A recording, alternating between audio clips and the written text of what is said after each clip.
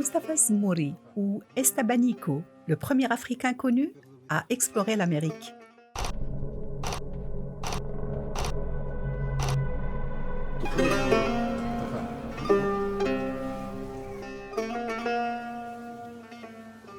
Incroyable destin que celui de Mustafa Zmouri, considéré comme le premier Africain à fouler le sol des États-Unis actuels.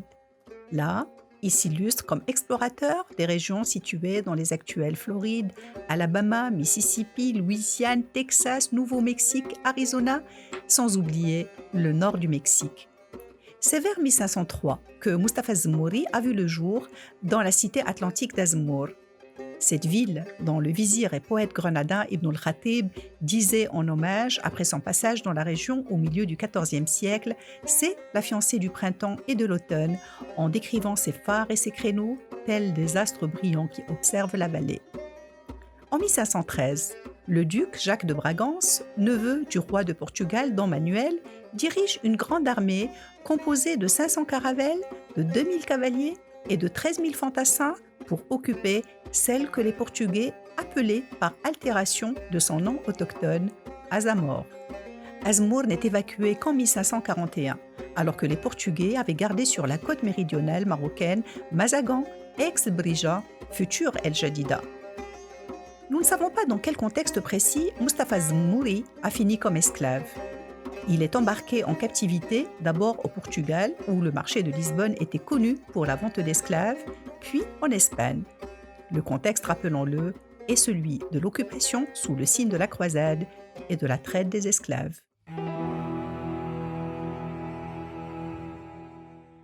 En 1527, Mustafa Zmouri devient donc l'esclave d'un noble castillan appelé Andrés Dorantes de Carranza. Depuis cette date, il répond au nom chrétien d'Esteban, mais reste plus connu sous le surnom qui en est dérivé, Estabanico.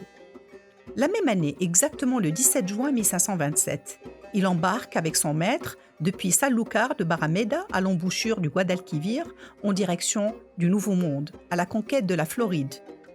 Estabanico rejoignait là l'expédition formée de 5 navires et de 650 personnes planifiée par le conquistador espagnol Panfilo de Narvaez. L'équipage fait une halte à Hispaniola, puis à Cuba, intégrée déjà à l'Empire espagnol.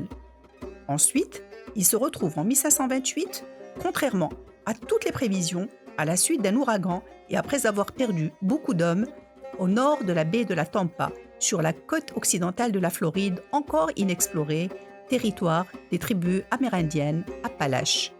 Le chef de l'expédition, Panfilo de Narvaez, prend le risque de pénétrer à l'intérieur des terres, puis il tente de rejoindre une colonie espagnole au Mexique.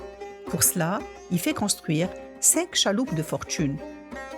Elles finiront dispersées par la tempête.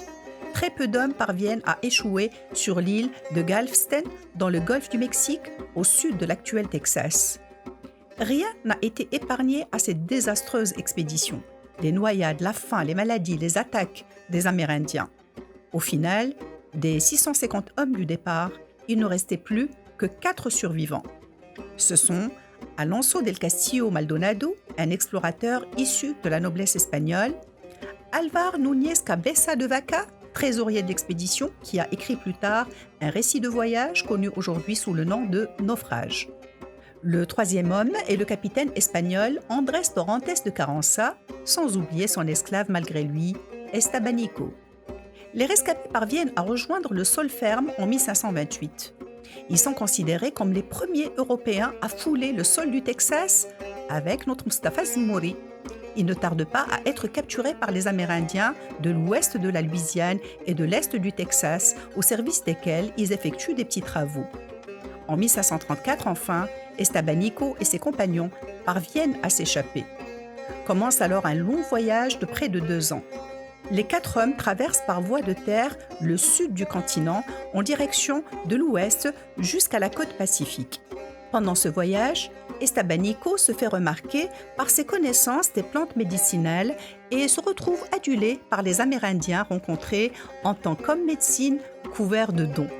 En 1536, le petit groupe reprend enfin contact avec les Espagnols et rejoint la colonie de Culiacán à Sinaloa, au nord-ouest du Mexique, déguisé en Indien. Ce n'est pas la fin des aventures d'Estebanico, qui est vendu à Mexico cette fois, au vice-roi de la Nouvelle-Espagne, soit le Vieux-Mexique, Antonio de Mendoza.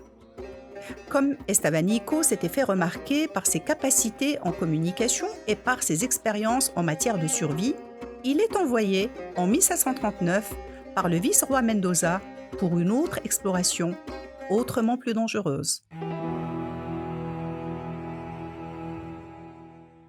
Cette fois, c'est dans une zone absolument non connue que se retrouve Estebanico, vers le nord de l'actuel Arizona, en tant que guide et interprète à la recherche des mythiques 7 villes d'or de Cibola.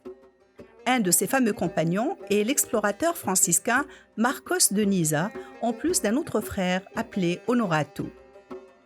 Ainsi, Estebanico, qui a pris de l'avance sur l'expédition en tant qu'éclaireur, est décrit comme le premier Africain à effectuer une exploration de l'Ouest américain et l'homme qui a exploré l'Arizona.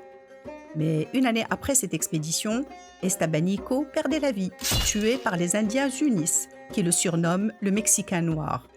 Selon certains récits, Estebanico leur avait offert une calebasse médicinale reçue de groupes indiens ennemis Apaches. D'autres parlent d'une décoration de la calebasse par une plume de hibou, symbole de mort. Dans son ouvrage sur les Unis, Nancy Bonvillin, qui est une autorité en matière de culture et de langue amérindienne, précise que la tradition orale unie décrit celui qu'ils appellent le Mexicain noir comme avide, vorace et audacieux.